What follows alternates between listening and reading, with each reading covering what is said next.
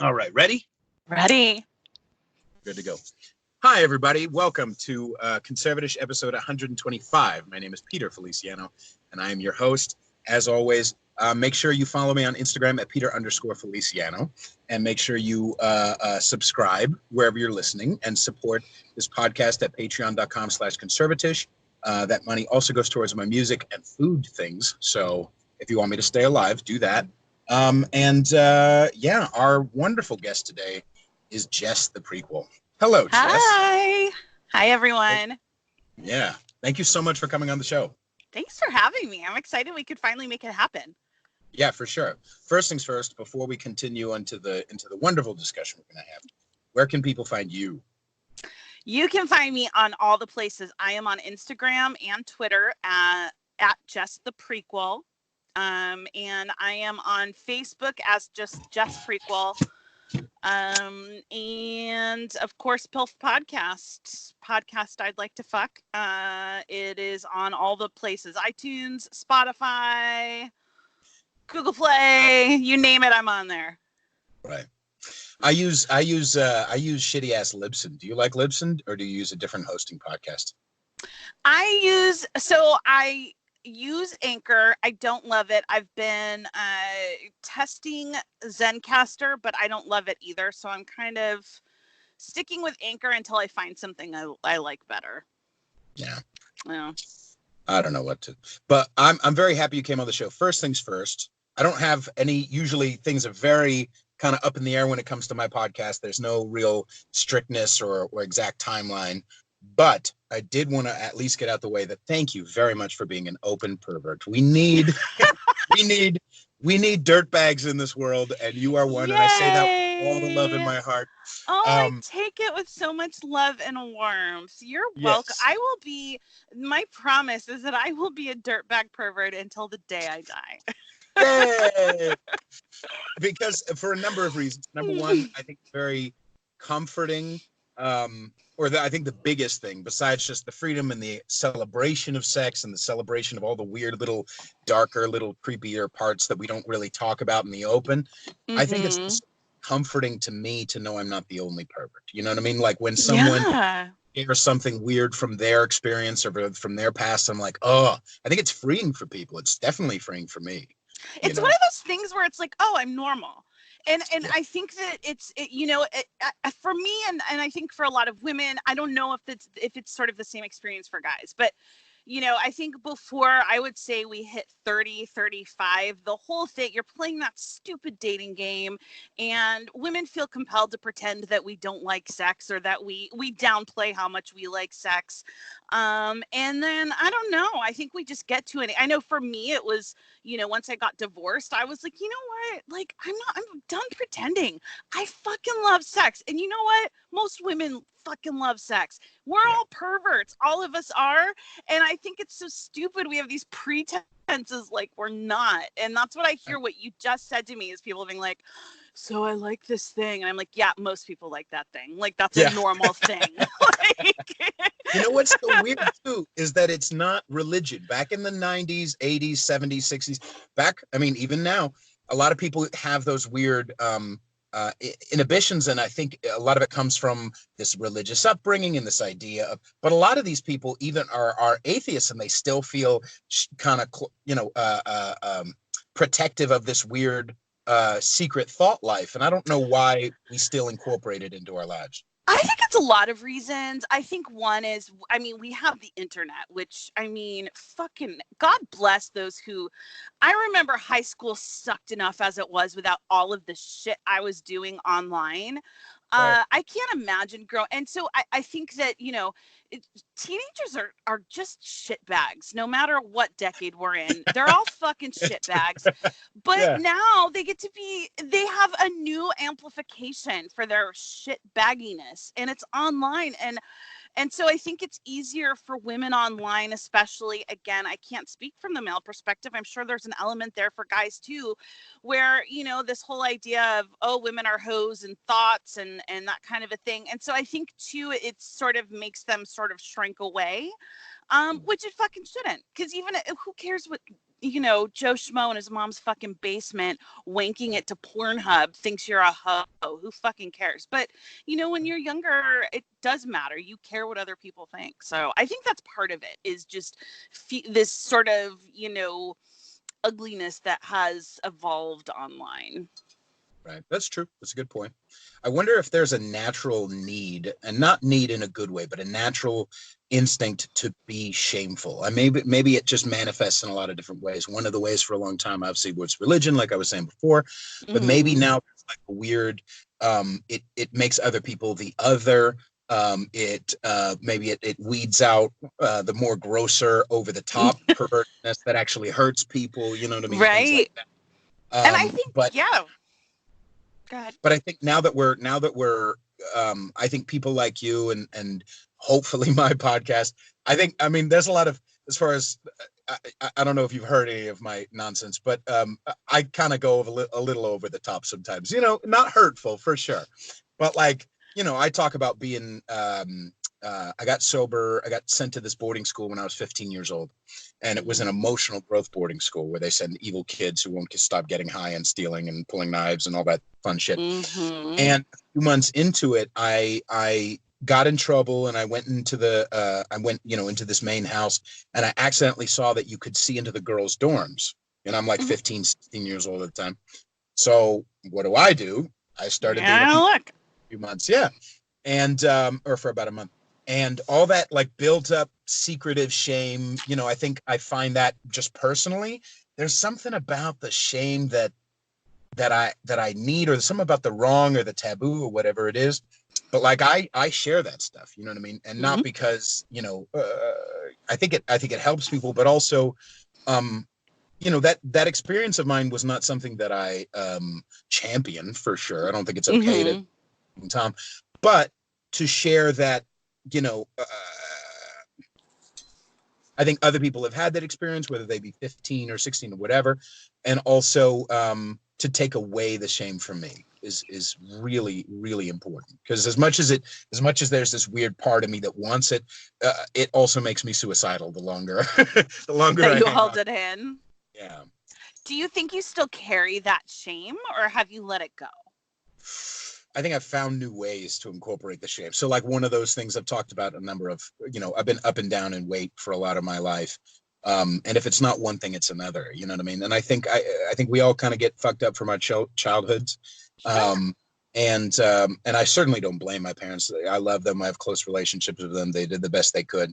But there was something that happened. I don't remember what it was, but I just learned I needed to feel bad about something. And so whether it be a manifestation of sex or, porn or food or lack of money or lack of this or there's something in my nature, I think, that seeks that out, that seeks that shame out. And so I'm wondering if that exists elsewhere. So you like that sort of like, I wonder if it's just sort of the tension that you like, or the, it's funny because I have something similar. I struggled with a long time, I just had a bad shopping habit. And what I realized it was for me was I would get weirdly uncomfortable if I had too much money in my bank account. And I needed that tension of stress until I finally looked at it and was like, what the fuck is going on? Why do I do this to myself? And I think for me, it was almost this fear of being comfortable, this fear of not having tension and stress around it, because it was almost like I've never not had that. So what happens when if I were to feel completely comfortable and have tons of money in my bank account, what would that look like, and what would that mean? I've never had it, and it's scary. And would I get too comfortable in that comfort and then be devastated if it all went away? Like I think we all kind of self-sabotage in these sort of fucked up ways for strange reasons. Right. Yeah, I wonder why that is. Maybe I think it's probably a natural, like when you're bowling and you get a little too far like when you have the bumpers, get a little too far to the left and you hit the wall a little too far to the right. It's almost like our natural desire to weed out and strain out the grosser parts of ourselves, like things like unchecked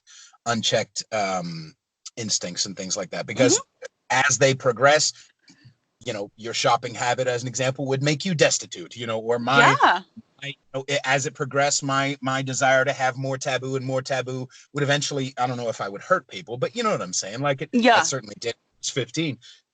So, maybe that's what it is. Maybe it's that weird nature kind of, And I think also humans are uncomfortable when we can't predict the future. We have to know, and I think that's a survival thing. We need to know what's going on. And as much as that's why I think we stay in miserable situations, because at least it's foreseeable and we know what it is. That's why we stay in shitty relationships too long. That's why we carry on shitty habits for too long. It makes us miserable, but we are comfortable with it and we can at least predict it. We hate not having that predictability. Control can be very delicious, even if it's to the point of making us miserable, And even if it's an illusion. Right. Speaking of shitty relationships, I did have to also say, because you are big in your brand, if it were, of being a cougar. And when I was, I think, so I lost my virginity. I was 17. She was 19. The next girl I was with, I was 19 and she was 38. And then after that, I was 20. Like, as far as relationships, I was 21 and I think she was 34 or 35. So the older I got, the younger they got. But I do have to say, cougar experience, though. I certainly did. Yeah, and I think I was 28. I was with a 49-year-old. Like I've had a good amount of experience with cougars, so I wanted to say for your service. When did you know? How soon into your sexual career? So you were married for a long time, for a while. What was it for you? We were together for about 7 years and married 5. Okay. Yeah. Did you? Go ahead. No, go ahead. Oh, I was going to say we got together when I was 30 and then split when I was about 37. Okay. Yeah. And at that point, did you already see yourself being attracted to younger dudes? No. Well, he was younger than me, but he was only about 6 years younger than me. And the funny thing is when we got together, I was 30, he was 23, just turning 24. And I was really nervous about getting into a relationship with him. I was actually like freaking out about the age difference. But when we broke up, I'm very vocal that our marriage was sexless. On his end, he almost as soon as we got married, he stopped having sex with me with any regularity. And so for me, it was when I finally got out of that marriage, my self-esteem and self-confidence was just on the floor, because I hate to say this, but women were not used to being turned down for sex. And so when it's your husband turning you down for sex time after time after time over 5 years, it wears on you. So, and I'm naturally a very sexual person. I always have been very sexual. And so for me to kind of walk out and take stock in who I was after our divorce and say, I don't even fucking recognize myself anymore. I don't want to get naked in front of anyone. I'm ashamed of my sexuality. I feel shitty about myself. And that wasn't me. And so it was actually soon after we split, a younger man hit on me, and it gave me this confidence boost where I was like, oh my God, a 23-year-old is into me. Like, it was like this, like I suddenly was kind of awakening again. And from there, we had just the best relationship, and I still talk to him. I love him with all my heart. Like, it was a whole summer thing, and it restored me. It was instrumental in restoring me back to who I was before I was married. Incidentally, that's why on Instagram I'm Jess the Prequel, because it's who I was, getting back to who I was before I got shattered in my marriage. Right. And so it was that's honestly what spawned being a cougar. That's awesome. So, really, yeah. It's really good to hear. I also have the type of experience where Do you think, okay, there's a lot of little threads that I would like to get to, but I'll posit this first, or ask this first. Sure. Do you think there's a generational thing? And obviously there's exceptions to this all over the place. But do you think it's a generational thing in that the guys that you see, because you do see multiple, are get less sprung and clingy? Like, or is there a thing about, like, I don't know if 20-year-olds 20, 30, 40 years ago were more possessive, or is it, what do you think it is? I think my feeling on it is because I think because the guys I date tend to be, my youngest cub right now just turned 21 on Monday. So he's about to come out in a second, right? Is that he's what? Got to get rid of him soon. Is that what exactly? He's going to age out of the system, and I need to trade him in for a newer model. I tell them, like, you hit 25 and you're fucking out of here. You get a gold watch. Thank you for your service. Thank and move you on. Yeah, no. So the guys I'm usually with tend to be between 21 to 25, and in my experience, they actually like the aspect of relationships where we're companions, we're friends, we hang out. It's more than just sex. We go on dates and we spend time together. What terrifies them, rightfully and understandably, is the idea of getting really like locked down to the point where it's like, well, where's this going? And they're like, I just graduated and I'm starting my career. I am not ready to think about marriage yet. And I think that's why there's so much, like, it works so well, cougars and younger men.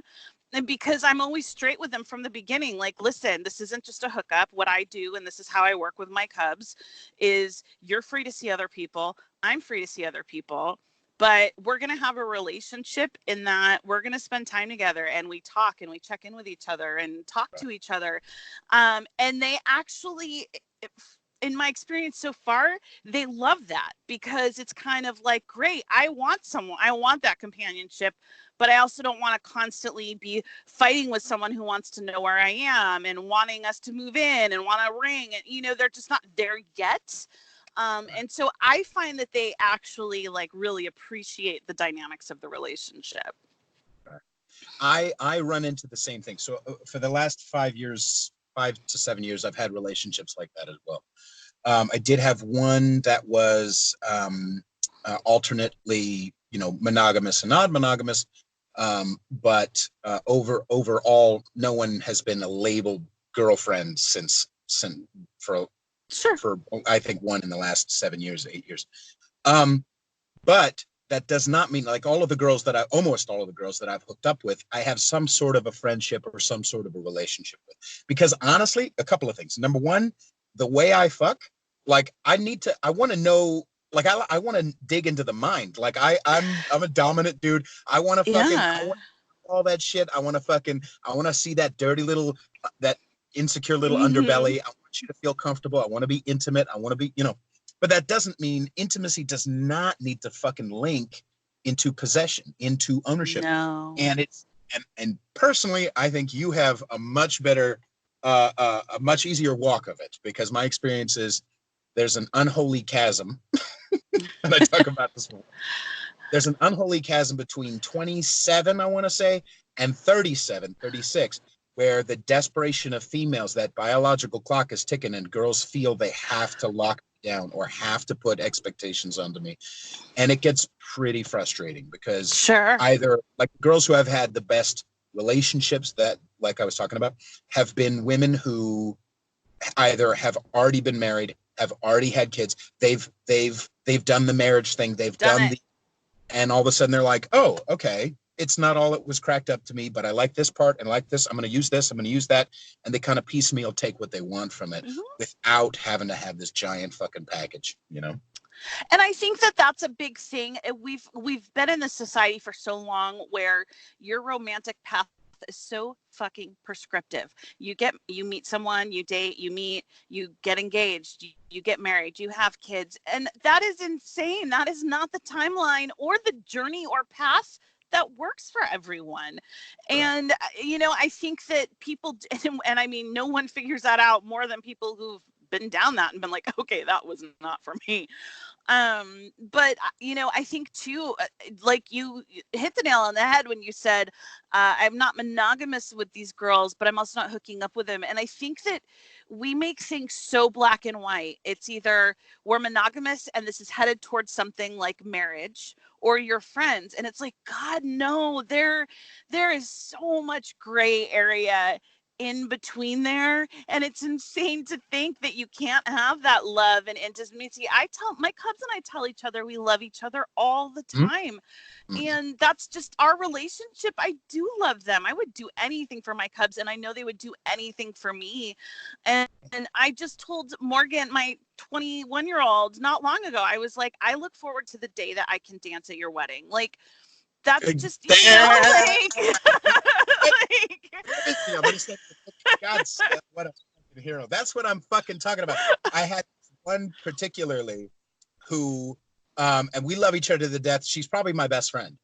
And we've, you know, hooked up over the years, but we also have had times where she's in relationship or I'm in a relationship. And, you know, we'll talk to each other about our relationships and be like, what's this fucking bitch's problem? Or like, you know, she'll call me and be like, dude's problem, you know, and shit like that. Or, you know, she's also come to shows and been a fucking great wing girl. She has literally been with a gaggle of girls, like 2 or 3 girls, and I'll walk up and like she'll say, yeah, and he's got a big dick too. And I'm just like, yeah, you know, champion, you know what I mean? And I appreciate that, you know, but it's also not a blind, because I also want to talk about in monogamy, in the non-monogamy poly world and all this stuff, there seems to be a part of the culture that completely ignores when jealousy arises. And I have had times jealousy just doesn't come up, but I've also had times where jealousy does. Of course. Making believe that it doesn't exist because, well, the book says poly means I'm supposed to never feel anything human. Oh, that's insane. You know, so how often do you feel, from your experience, if you're willing to talk about it, how often do you feel jealousy comes up for you? I mean, so of course it comes up. And to me, there's 2 distinctions that I've noticed with my cubs. There's jealousy and then there's territorialism, which to me are 2 different things. When I've noticed they've been territorial with me, it's more been sort of like that's my toy, don't play with it kind of a thing, versus jealousy where it's actually an insecurity where they're feeling like maybe they're less than someone else or that their relationship with me is threatened. And I feel that too. I'll feel territorialism and jealousy. So God, that's insane to think that's not going to come up. But you know, the deal I have with them and is we have radical honesty with each other. So we'll say straight up, like, I'm feeling insecure about this, and you know, we'll talk about it. And God, of course it comes up, especially because I'm so public. I mean, I talk about them. They see me talking about the other cubs and posting conversations I'm having with the other cubs and that kind of a thing. So of course it comes up from time to time. We just talk about it and figure out how to fix it and move forward. I mean, that's just like any relationship. But I will say what I love personally is that I'm never wondering, you know, like at the end of my marriage, you know, it ended partly because I found out he was cheating. And it was that feeling of something's going on. I know it, I can feel it, but I don't know what it is. And feeling in the dark is the worst. And I can say I never fucking feel in the dark, and that is freeing. If they're having a date, they'll be like, hey, I'm going to call you tomorrow. I have a date tonight. I'm like, great, have fun. Like, just knowing what's going on is so much more comforting. Right. So yeah, I've actually been with certain females where they, like, since getting out of your relationship, or out of your marriage, have you been in labeled boyfriend girlfriend relationships or no? I haven't. I have had like mains where we've talked about like.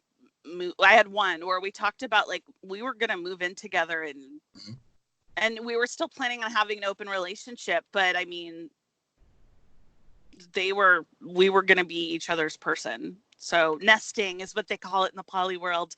We were going to nest. That's one thing. I just have to fucking say, because I like to go on rants. I like the poly scene, but I hate scene shit. I know. But don't fucking say, well, it needs to be safe and sane. Like, shut the fuck up. I know. It drives me crazy. I don't want to. I want to. If I want to go to a sex party, I don't want to have it be a themed sex party. There are so many asses. I don't want to dress up like fucking medieval times. God damn it. I hate the term play partner. Mm-hmm. And it's like, oh, I'm gonna be hanging out with my play partner, and I'm like, that sounds like you're a fucking toddler going to Gymboree. Like, I hate that. Like, I totally agree. Like, there's like scene words just. Ugh. Yeah, Bobby.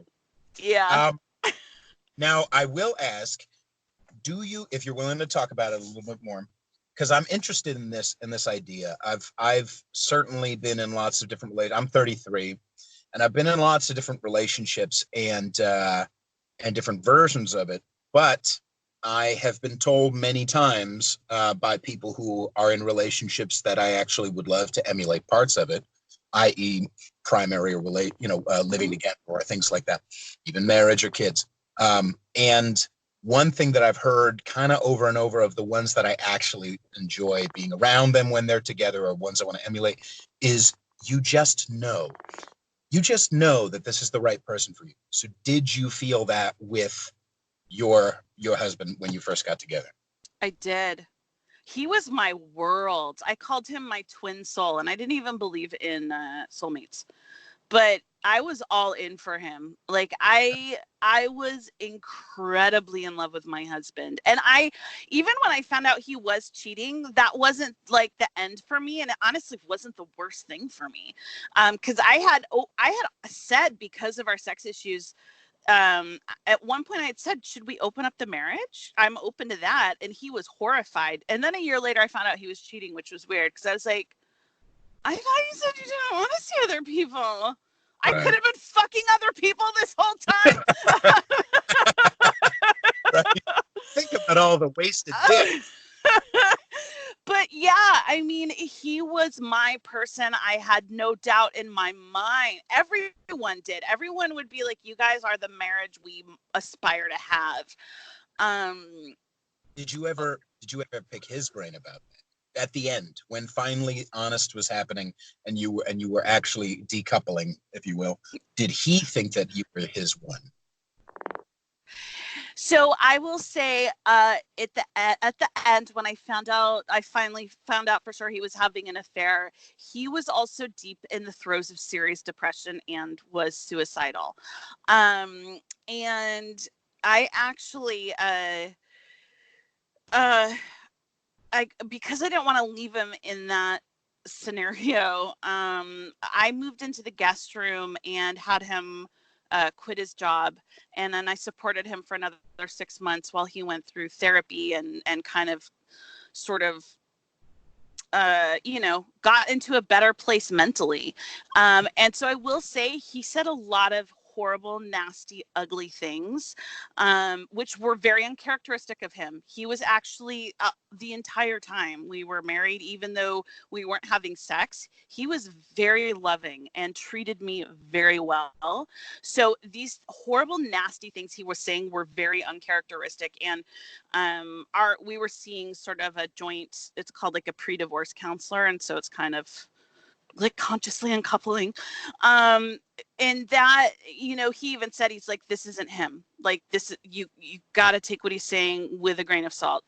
And by the time he was feeling better, I moved out, and there was no point to kind of be like, okay, well, now that you're better, let's talk about this. Right. So I guess maybe that's my mind. Like, I love, like you were saying, I'm similar in that way where I want to know fucking all of it. Even if you hate my guts, even if you want to fuck somebody else, even if if a guy you know, that you saw had like something like, I want to know fucking all aspects. I'm sometimes over the top ruthless sometimes about, nope, I feel like something's wrong. I feel like something's wrong. We need to let's dissect. And Right.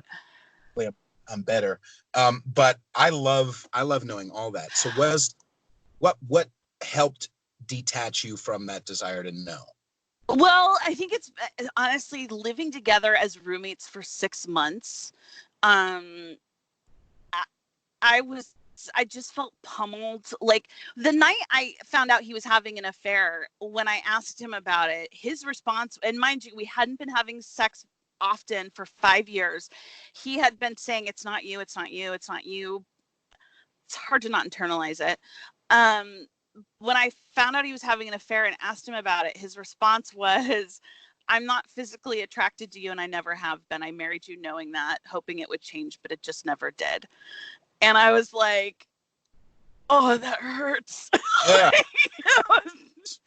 And I think at that moment was like, I don't want to hear anymore. Like, Right. what else is there to say? Like, but then he followed that up with, and I don't want to be alive anymore. So I was like, well, fuck, dude, I can't leave you. Jesus Christ. Can't you just let me be fucking angry at you? So yeah, so I think it was just by the time that 6 months was up, I was just aching to get out of there. And I kind of don't know that if he said anything, I would have known if it was really him or just the depression talking. So I don't know. We're still in contact because we have like stuff we're still jointly paying down together. And we have a very platonic, like, he'll text me and just talk to me about stuff. We're very platonic now. I don't know. I don't know that I doubt he'll ever talk to me about it. And so I really had to get right with creating my own closure, knowing it was never going to come from him. Did you do therapy? Oh God, I did therapy. I did fly to Thailand with his ex-girlfriend and spend 2 wonderful weeks with her there. So that was good therapy too. Okay. Now, did you guys fuck before you went to Thailand? She lives in Australia. So we had only like talked through like Facebook Messenger, and we met in Singapore and then flew over to Thailand together. Like, interesting. It's very interesting. And to this day, like she's one of my favorite people in the world. I love her with all my heart. My ex-husband has amazing taste in women. And I know right now he has a girlfriend. So I'm really looking forward to welcoming her to the club when they break up. Like, I'm just very excited because I'm assuming she's fucking awesome. Right. Do you feel, here's an interesting, like, cause I've had that, similar experiences where like, it doesn't really matter, but I think facing and finally hitting that failure, if you will, is actually ultimately freeing. Louis C.K. talked about when he made Pootie Tang, and it was a fucking flop. Louis C.K. was in Pootie Tang? He actually directed it. Oh my God, I didn't know that. So C.K. directed it, or he wrote it. Yeah, he's in the process of making the film. At the end of it, they start taking it away from him because of some screenings. I think they had shown it to the studio. Studio thought this was dog shit. They essentially slowly, passive aggressively took him off of the making of it. They did their own cut of the film, their own editing of the film. They flew him out to LA to look at it. And then when he had notes like, oh, this is this new version of the film that you did, as the director, as the writer, I don't really like it. I have some notes. And they said, great, go ahead and send it along and go back to your hotel. They did fucking nothing with it. They essentially flew him out to LA to say, fuck you. Right. And then flew him to New York. They released the movie. It was a flop. And he faced this giant failure, this giant career failure. Yeah. And what he talked about afterwards was how wonderfully freeing it was, because there was once your biggest fear comes true, you're no longer, and then all of a sudden you come out the other end and you're like, I'm still alive. I'm still okay. It's okay. It's like, oh, okay. And so maybe that huge experience that you had of this guy literally saying your, maybe, I don't know about you, but like your worst fear, like it's you, or I wasn't attracted to you. It's like all of a sudden you can come out the other side of it like, oh, and I'm not dead, and people still want to, and okay, you know what I mean? Like it's absolutely, like, and it wasn't even just the divorce itself. It was getting, moving out and being on my own, and then, starting my own business, and then losing my clients because of the California wildfires, and literally becoming destitute, and then having to pack up and move across the country because I lost my, like, it was honestly one series of events after another that kept punching me in the fucking gut. And I would not trade any of it for the world, because it really, yeah, fuck, you need that. You need failure. And honestly, that's one of the things, and I don't want to air too much about him because, he's a human being. So I don't want to, I will say one of the things that I think we both realized, my ex and I, he had a beautifully charmed life, which he's lucky. He went to boarding school in England and had everything handed to him. And there's something so beautiful about letting your kids fail. Because what we discovered is when he started to fall apart was when he got out into real adult life, and suddenly things weren't handled for him anymore. And he had to take failures that he had never in his life fallen on his face. So when he started to, in normal things, he wasn't in any way a failure. He's a very smart, intelligent, accomplished man. Failure is just part of life. But I think he really struggled to deal with failure because he had never been given that gift. And so failure is so goddamn fucking important. You can't go through life and grow without it. So absolutely, like, all of this has culminated to where I am right now. And I don't even recognize who I was a few years ago. So yeah, you have to fail. You have to fail. It hurts. And as human beings, we are designed to avoid pain as much as possible. right. But we need to fucking lean into pain. That pain is growing. That pain is growth. Like that is like, it's an accomplishment. There's this great saying that I love so much, and it says it's something along the lines of, beware of the woman who looks into the fire and smiles. It's just the people who've been through shit, man or women, we're unflappable. Like, Right. give us your best fucking shot, because we've fucking been there and done that. So I agree wholeheartedly. Failure is really fucking important to the human existence. Right. Do you feel, when you look back at it, do you feel, what's a best way to phrase this? I think it may have been a deep subconscious desire, but when you look back at your choosing of him, besides love, besides maybe being 30 and feeling like, oh, I'm supposed to get married now, so let's get married. Do you think a piece of you was also stepping in as a parent, or as a mother, like mothering him in a way, as you look back? You know what? That could very well be the case. I'm a very maternal person by nature. So absolutely, there could have completely been that element of, I like taking care of people I love naturally. And it could have very well been the perfect storm of fucked upness of, I like to take care of someone. He needed a mom. And that's actually something that I had considered many times, is the whole, like, in terms of our sex life, is the whole Madonna whore syndrome. Like, this idea that you can only fuck women that, you don't actually love and respect, because then you kind of put them up on this pedestal. So I think that absolutely there could have been that element there. Right. I think that's what happens for me too. Not mothering necessarily, but as an authentic dom, because there's a lot, going back to that scene idea, there's a lot of motherfuckers who can tie a fucking Japanese rope who don't know right. the dominant fucking body. Let's be fucking real. Yeah, absolutely. So as a natural dom, a lot of my desire to protect, to nurture, to feed, to provide for, and also to fuck ravagely, my desire to take care of a girl sometimes goes to the point of taking too much accountability for someone's broken heart, taking too much accountability. It's time for this relationship to end, and I don't feel right being in it, feeling like, oh, I should stay because, I'm essentially like, especially being in relationships where it's daddy and little girl, I almost feel like I'm breaking her fucking heart. And it's like that I'm going against my entire instinct of like, I'm like providing for this girl.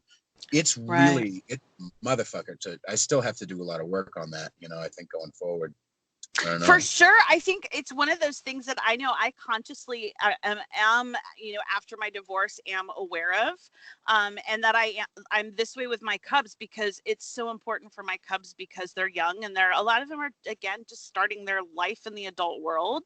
So there is that, I feel that instinct a lot of times when they're about to do something that I'm like, oh, don't do that.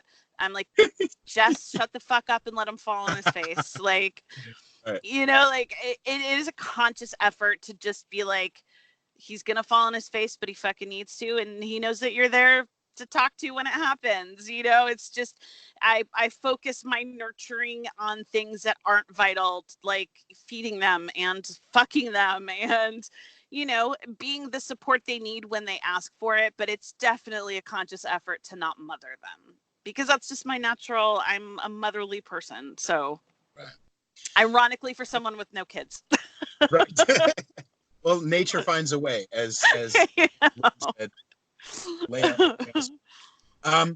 With your cubs, some of them you are more dominant with. Are there some that you are more submissive with? Or are there some that you just dom? One dom. Okay. I have one dom, Jake. He is my dom. And the rest, I tend to be more dominant. Yeah. Do you I'm find a switch. Right. Yeah. Do you find that there's a pattern with that? Meaning, do you feel like you attract more guys who are more submissive? Not necessarily, but I think by nature of me being older, that dynamic is just there. And even if they tend to be on the more dominant side, like my new cub, Jacob, not to be confused with Jake, Jacob, right. He is usually a dom, but he was interested in older women because he was kind of curious to be on the other end and feel like a sub. So I think that it's not uncommon for cubs who are naturally dominant to seek out older women because they feel comfortable trying that sub side with them. Right. That's awesome. Yeah. Yeah. I noticed pretty early on, I think it was probably that relationship I was in with that, I was 20, 21. I had been starting to watch a lot of the porn was watching drifted into Public Disgrace. Have you ever watched Public Disgrace on kink.com? I don't think so. I'll check that out. Oh, God bless their hearts. I don't think they do it anymore. Kink.com is centered in I know kink.com. I used to live in San Francisco. Oh, you did? That's where I moved from Florida. Oh, okay. Yeah, I moved here to New York about 4 months ago from San Francisco. I noticed your area code. I was like, oh, he's a Bay Area man. Yeah. Still trying to wash it off. No, I'm just kidding. There's Public Disgrace is where they bring a girl, usually a girl, and tied up or whatever, and they go into a club or they go into Prague. Prague for some reason is just you can anally. You can do anything in Prague. On the street, right? And they'll go and they'll just do all kinds of nasty shit. And sometimes you can tell it's staged. It's just like a group, party thing. But even then, it's fun to watch. And I would watch these girls just get beat up, with love. And I was just like, ooh, this is something. And it started awakening. Wow. Gal I was with who was 34, 35.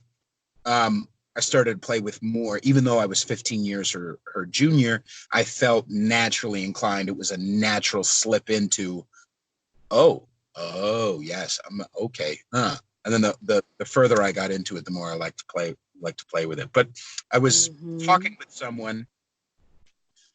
You know what? That's fuck it. I won't say different things, but I will say I was talking with someone on the Den. What's the Den, by the way? So the Den is a private chat forum I created because it started on Instagram. I would run the booby train where girls would send me their boobs. And even though I always edited out the nipples, because Instagram hates nipples, it kept getting taken down, and Instagram kept threatening that they're going to take away my account. And so I stopped doing it, and then people got really pissed. They were like, where's the booby train? And I was like, well, fuck. So I started the Den, the Cougar's Den, and that is where it's a private chat forum, and it's basically uncensored for people to do whatever the hell they want and be them badass, freaky, crazy selves. And it's all about positivity and respect, no negativity, no disrespect. Yeah, and aside from pedophilia and bestiality, I mean, all kinks and fetishes, whatever you're into, even vanilla. There's tons of vanilla people in there, and that's totally fine. Whatever floats your boat. So that is the Cougar's Den. It's a community of my heathens. Yeah. And I was talking to a guy on there, and this guy was like, I'm getting into I've never really been in a dominant relationship before, and I don't know how to dom this person like regularly. And I just kind of, I said multiple things, but one of the things I said was like, listen, you do. If you have that desire in you to be dominant, that natural desire, then you kind of know, not go hog wild, and you'll learn more as you go, but trust your instinct, trust that piece of you that wants to do that. Let it out. Mm-hmm. That's the big fucking thing. Yeah. And it's naturally in there. I think I've talked about this on the show too, but like one of the things that I think has been so helpful for me is when I'm in the moment, present in the zone with a chick, I don't need to like second guess. I don't need to ask like blatant consent or any of that stuff. It's naturally my instinct to take care of her, make her sure she's having a good time, but also, choke her and pull her hair and when I sink into that animal in my belly, that's when everybody has the best time. Yeah. Rather than having to know, look up on a fucking graph. Okay, how do you do this and how do you do that? Just plugging into the animal is the most important part, I think. Yeah, for sure. Yeah. I agree completely. When was the first time you got to play with that? Well, like the animal inside your belly? So I actually started as a sub, and I kind of had to be tricked into it. Because even though I'd always been kind of lightly into kinks and fetishes, I didn't really get into dominance and submission until after my divorce, like full on dominance and submission. And it was actually, so I told you I went to Thailand with my ex-husband's ex-girlfriend. Mm-hmm. It was her brother. Fun. Okay. And it was funny because he was like, kind of like lightly talking to me about it, and I was like, no, like I'm never gonna be dominant, like I'm too dominant of a personality, like no, don't even try it, I'm gonna laugh at you. But then he slowly, like, he's a true dom, and he slowly like integrated me into it, and before I knew it, I was fucking hooked. And because you realize like we can smell it. Well, and I think, it truly is just the difference for subs, except for maybe with the exception of certain subs like brats, I think, and I'm not a brat. I'm very dominant in my everyday life, and that's very common for subs to be dominant in their everyday life, because it's such a fucking relief to give that up and let someone else be in control. And so, now... Absolutely. Now I know, like, of course, and I'm sure he knew that. He was like, oh, I'm going to tame this bitch. And he did. My God. Like, he had me, like, panting for him. And so I think that it was after that I had my first sub. And it was actually, I went balls deep right away, and I ended up with a sissy sub. And our first time together, it was like I had been doming my whole life. Like, it was just natural, like putting on a glove. It was and from there, and the funny thing is, even though I prefer to be a sub, I rarely sub because it takes a while, as you know, for me to find a dom I truly trust. And so I'm usually the one doing the doming. Right. Now, this is it might be a little bit of a hairy subject, but one of the things I talk about a lot when it comes to dominance and dominant dudes is that sometimes, and we were kind of talking about it a little bit on a post of yours last week, I think, but I think a lot of dudes, because our natural instinct is to go water the flower, we will find little ways to do it rather than be open and upfront about, hey, I want to fuck you, or do little, be honest. Sometimes dudes will find little ways of passive aggressively elbowing their way into some pussy. And it fucking irks me more than anything, dudes who do that shit, right? Because it makes it harder for fucking me. Okay, not just obviously it's dishonest and it's sometimes hurtful, but it makes it harder for me. There are a lot of women, I hear that a lot from women.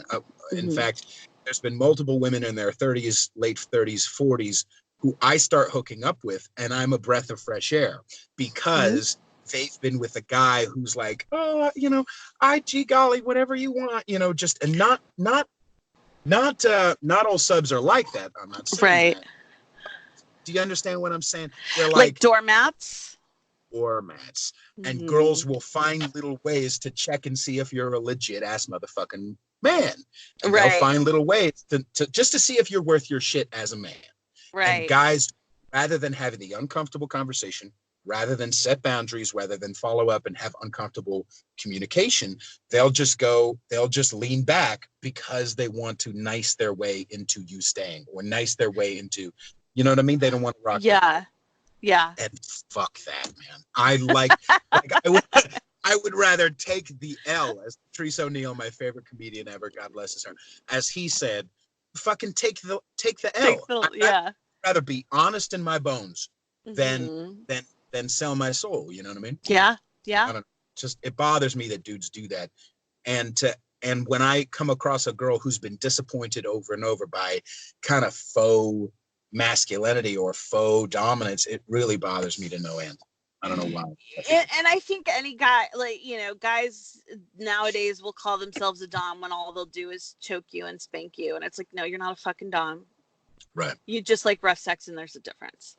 And I think I'm pretty good at sniffing out true doms. I mean, my dom now, Jake, he's one of 2 cubs I've ever let dom me, but he's just naturally, he's in the military. He's naturally just a very alpha male, and not that fake alpha male who has to always tell people I'm an alpha male. He's just, as Elisa Schlesinger says, a lion doesn't have to tell people he's a lion. You fucking know. And he's just one of those guys that is just the way he carries himself. He carries himself in a way, and he's 22, but he carries himself in a way that commands respect. And he was actually out here. I'll tell you a really interesting juxtaposition between him and my ex-husband. My ex-husband is that stereotypical beta male, and very much doesn't like confrontation, does not, he'll avoid it at all costs. And he said something really interesting to me when we were going through our divorce. He said, do you want to know what my biggest regret in our marriage is? And I was like, yeah, of course.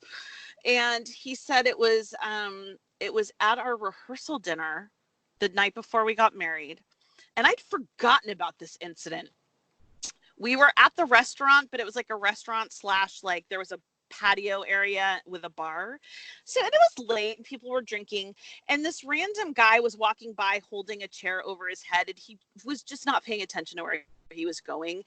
And he hit me in the head so hard with the chair that it knocked me over out of my chair, hard. And he looked at me and just kept walking. And I was like, dude, and my husband, he ran over and was like, are you okay? And blah, blah, blah. Honestly hadn't thought of that incident since the night it happened.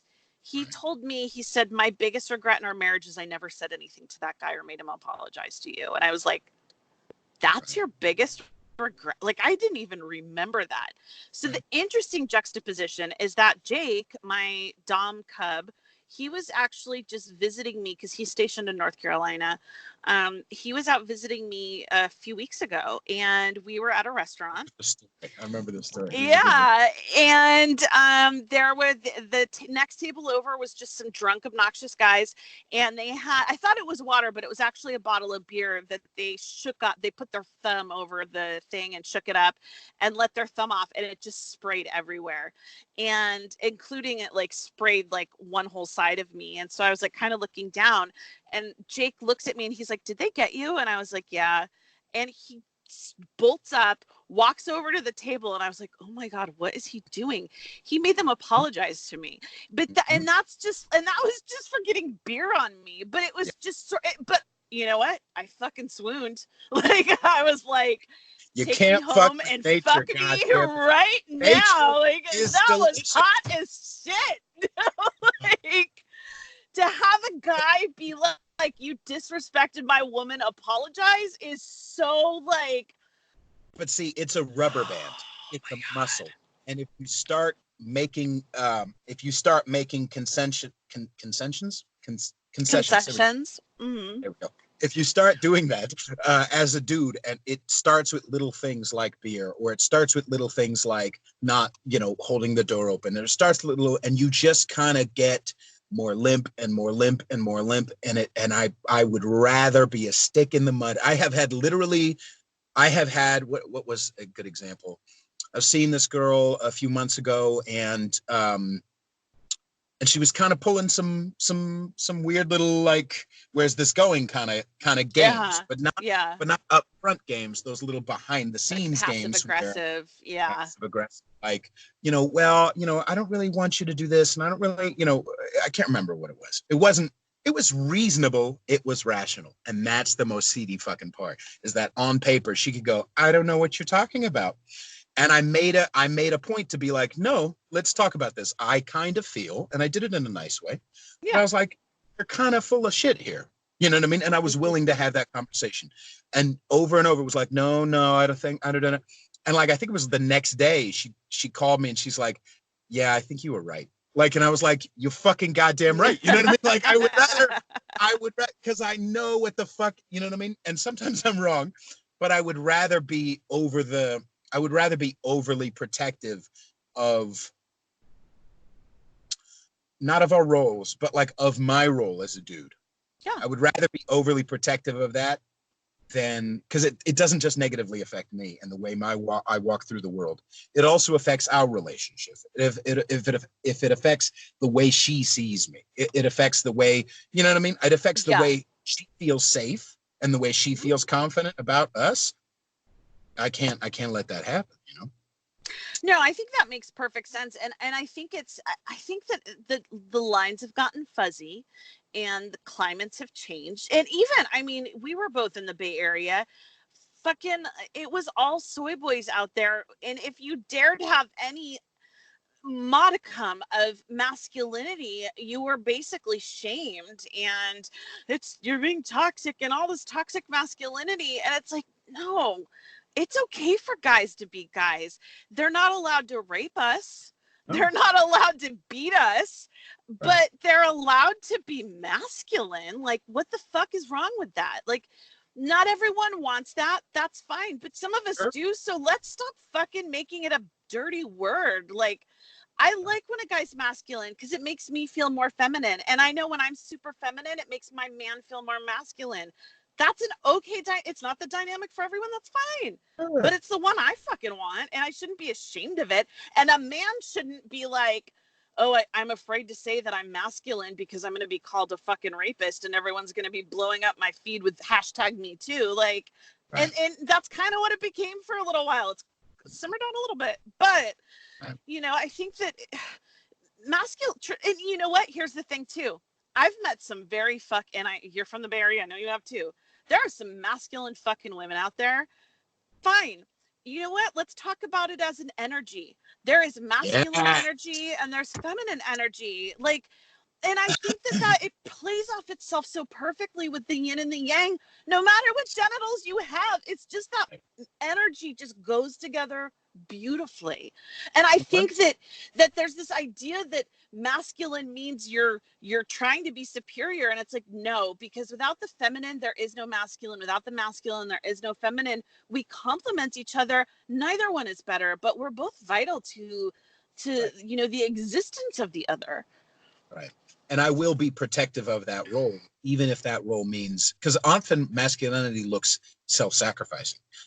Hello, children first, firefighter, police, armor, you know, like there's, it's not saying that girls can't do that or feminine people can't do that, but there are certain strengths that we kind of come out of the womb with that are like, you know what, I'm going to build this up. I'm going to pay attention to my nature, you know? And one of the things that I noticed from being in the Bay Area, not only was I a breath of fresh air for a lot of girls, but it also was this type of thing where a lot of these girls who are big, rah into don't be, you know, masculine as an example, or don't be toxic masculine, are starved for masculinity. They are. Yeah, they are. For it. And so when they eventually they'll just try a butch ass bulldog. And I say that with, I've done a lot of work. I'm allowed to say dyke. No, with all the love, I get it. And so they'll find the masculinity somewhere. Life finds a way. And so I think one of my champions or one of my big fucking messages is like, dudes, like if you have that in you, if you have that desire to be masculine, fucking do it, man. Yeah. Don't shorten yourself. Just like a girl shouldn't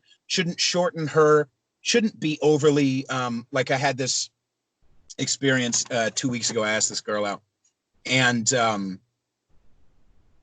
she was like, well, yeah, I'm not sure. I think I like you, but like, let me think about it, because we kind of see each other pretty often. So she didn't want those gatherings to be weird because we see each other often as friends. And so she said, let me get back to you. I said, sure, whatever. And then a few days later, I text her. We start texting a little bit. It's a little flirty, and then nothing. I'm like, okay. And then I texted her one more time in like a flirty way, and I got nothing back. And so I'm like, okay, all right, I understand. I can handle it, right? But then she sees me the next day, and she's like, yeah, we gotta talk. I gotta call you, because we're in a group of people. And I'm like, okay. Like she felt like she needed to call me back and like let me down easy. And don't be nice. Like, just don't, you know, I've had that thing where as a dude, or my experience as a dude is I face a lot of fucking rejection sexually, because that's kind of you find what works. Lots of different fucking square pegs until you find a fucking square hole. And so she almost, you know, I've had times where I ask a girl out and she's like, yeah, I'll give her, she gives me her number. We start talking and then I get nothing. And I'm like, just say no. Just fucking, just say, I'm not interested. It's okay. Don't be overly nice just to not hurt my feelings. And I think dudes need to hear that message too. Don't be overly nice just to be, don't be overly conscientious or whatever the fuck. Right. Don't have a lot of concessions. Don't be a pushover. And I think the other side for women is because the thing we face with women as women, especially now in the texting world, is when we reject a guy, it is not uncommon for them to get ugly and violent, because I think they're emboldened because they're behind a fucking keyboard, and everyone's fucking brave as shit when they're behind a keyboard. And what I would say to women is, I know that is jarring. I mean, when you reject a guy, sometimes they can get really ugly. It's called the block button. Fucking block him. That's all. You don't owe him shit. And don't let this little crybaby jackass get to you just because he's swearing at you and calling you a whore or a bitch or whatever. It's easy to internalize that and feel guilty like you did something wrong. But as long as you know what you did was within integrity, you were honest with him, you weren't an asshole about it, that's his problem. Just fucking block his ass, like, and be done with it. Have you ever heard of Camille Paglia? That doesn't ring a bell. No, I don't. Paglia, I love her to death. She's a first wave feminist. And yes. Tiny little, short hair, talk a million miles an hour. I love her to death. Yeah. And one of the things she talks about is when it comes to catcalling, blue collar honestly, let's be fucking real. A lot of blue collar / Mexican black girls who grew up kind of roughneck are not afraid of a little fucking catcalling. They can either handle it or they can be like, fuck you, motherfucker, and get right back in somebody's face. Right. Protected little birds called white girls. Be nice a lot of their life. Suddenly they go out into the world and someone gets mad or someone calls and it's like, heavens, you know, a lot of pearl clutching. Like, it comes to females, like it's our job to protect them, but not to the point where they can't handle something. It's that a thing we were just talking about earlier is being overprotective and shadowing them, because it has gotten to the point where we've gotten so padded where it's like, girl, right? They're just words. Just fucking block his ass. It's right. That easy. One of the examples she brings up is drag queens in the 70s and the 80s. Drag queens in the 70s and the 80s were rough and fucking tumble. Because if they call you a faggot, you got to be ready to fucking throw down and punch somebody back or whatever. Well, so they would they'd kick your ass. I mean, that was back when you would get fucking hurt, physically assaulted. Mm-hmm. Yeah. So they have femininity. They have that energy that they're playing with, but they're ready to defend themselves, and they're not broken little birds. And I think that's an important, as honestly, being in New York, it's refreshing to be hanging out with like Latin girls. I was talking to one of my last guests, Christine Kern. She's this musician from Brooklyn. And right away, I could feel this need because I'm around a gaggle of girls who I don't know. And I'm I'm 6'1", about 240. Like I got a mean mustache. Like I almost feel like I have to, like, often, especially with Bay Area girls, I have to overly, hi, not gonna hurt you. Hi, not gonna hurt you. And I told her straight up, I was like, with her, I did not have to worry about that. With her and her gaggle of friends, because it's New York. They're much more like street wise, and they can like, once they sense your energy, it's all good. And I'm like, oh, I could just be as just be you and vulgar, and it's just like, oh, good. I didn't have anybody to go, you're not supposed to say that word. No one. People do that a lot less in New York. Oh, absolutely, yeah. So we'll start wrapping up. Sure. I really appreciate you taking the time. That's it for my show. But I did one of the things on this kind of same topic. You do talk a lot about, not a lot, but you do mention the struggles that men go through. Mm-hmm. It seems to be an important piece for you. It is. Now, do you feel like you allowed yourself to be more open to that idea because you don't hate us as much as you like, because you've been around masculine dudes who let you be feminine? What do you feel like was that what helped? That's all my mom. My mom is a men's rights attorney, and specifically father's rights. The family law system is very biased towards moms. It's gotten better. But she started in the 80s, and that was when, kids were a paycheck, and if you were lucky, you got to see them, but it was just incredibly biased. And I remember being 8 years old and going to like protests with my mom for letting dads have more rights with their children. And, she getting death threats from, feminist organizations and stuff like that. Like, it was no joke. So that's just what I grew up with is, that yes, and it was never this idea that women again are less than, and that we should obviously, she was a single mom, and she went through Stanford Law School as a single mom, so I grew up with a strong female role model. But her whole thing was, guys have struggles too. There are flaws in the system where they are systematically held down as well. We never fucking hear about that. And on top of that, especially with these fourth wave feminists, they're so fucking hypocritical.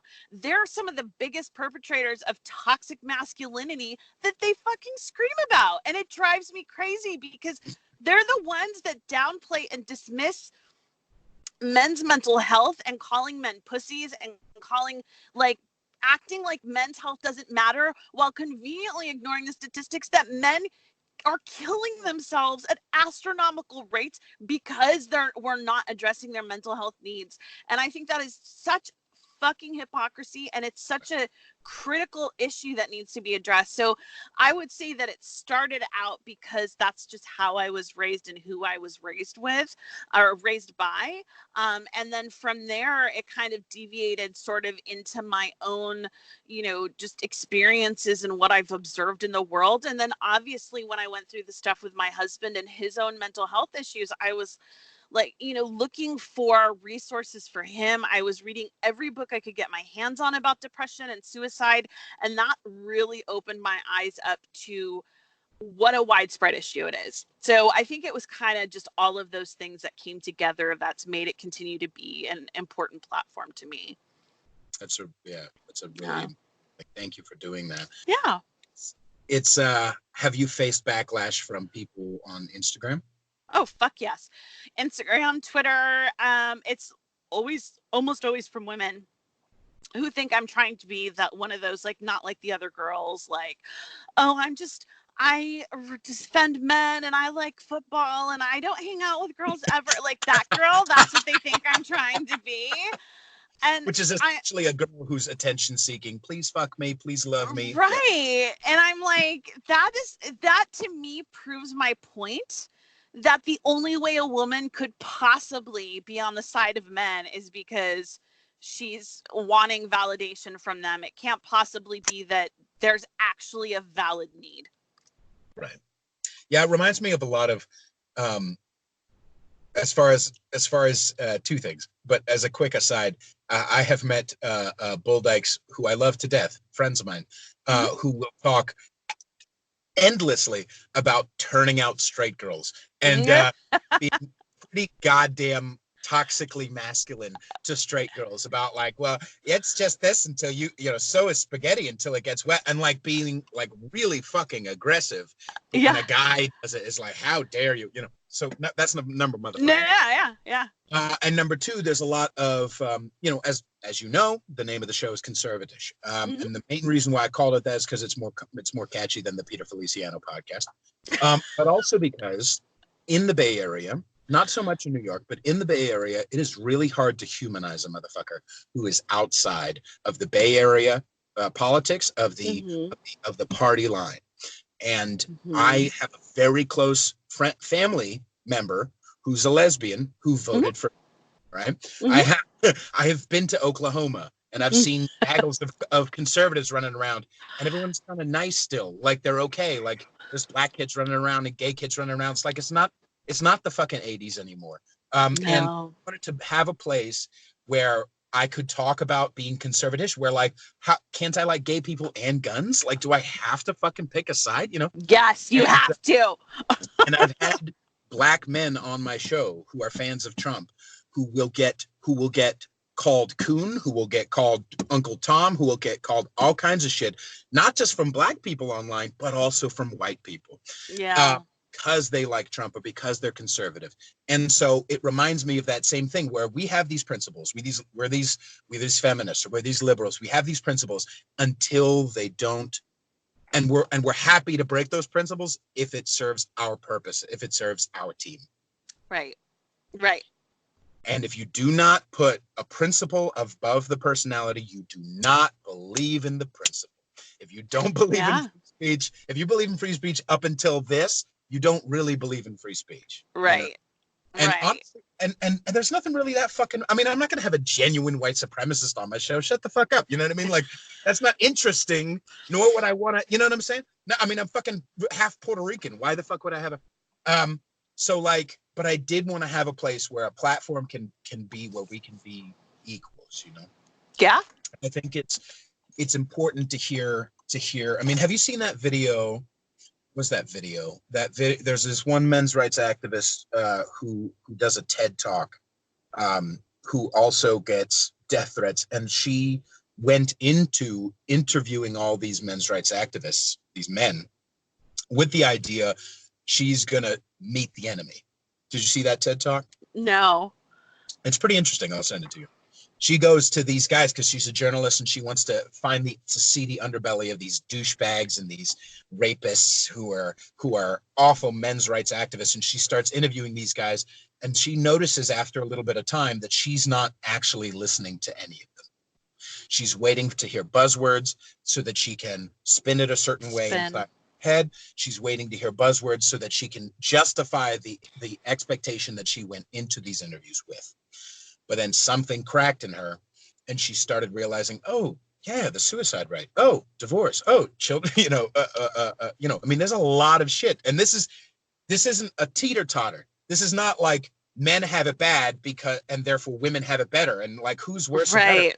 There's enough shit to go around. Absolutely. This is not a zero-sum game, and and when there's blood happening, i.e., suicide.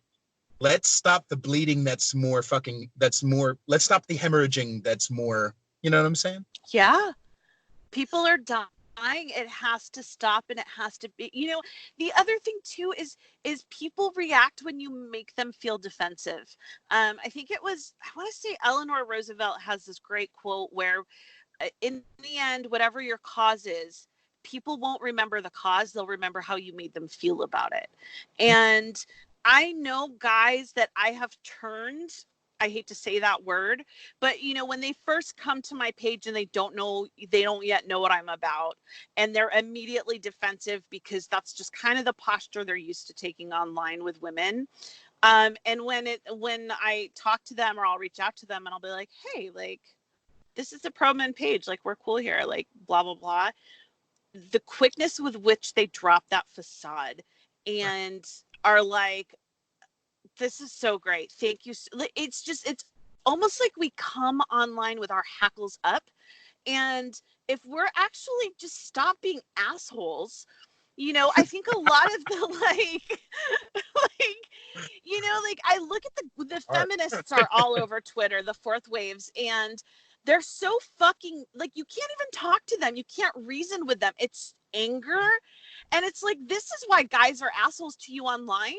It's not because they hate women as a whole. They hate who you're being. And can you please stop fucking representing all women when you speak, because you're pissing them all off to all of us, and here's the thing. Online, like, this is what I love about my community is when there are truly, true, genuine assholes come to my page. Mm-hmm. If a guy comes to my page and starts fucking with me, my followers, the guys are on him. They dogpile him and they're on him in a minute. And it's like, women, like, when you're actually nice to guys and not a pushover, I'm not saying that, but when you validate their experience and their existence and see them, they're actually pretty fucking great. And they rise to the occasion and be the men that they are wanting to be. Yes. You know what I mean? I think it goes back to that idea that I was talking about before, that frustration of, I think it's our responsibility. It's our responsibility. You were talking the other day on Instagram about this girl she was 2 months into a relationship. Remember this? And she told her boyfriend to stop being friends with this girl because she was insecure about it, right? And I commented, I'm like, that's the guy's bigger responsibility, in my personal opinion. And the reason why is because if I'm in a relationship with somebody and she starts pulling insecure bullshit, it's my job to go, hey, no, that's not going to happen. Number one, we're 2 fucking months in. Okay. So I don't know who gave you those big britches.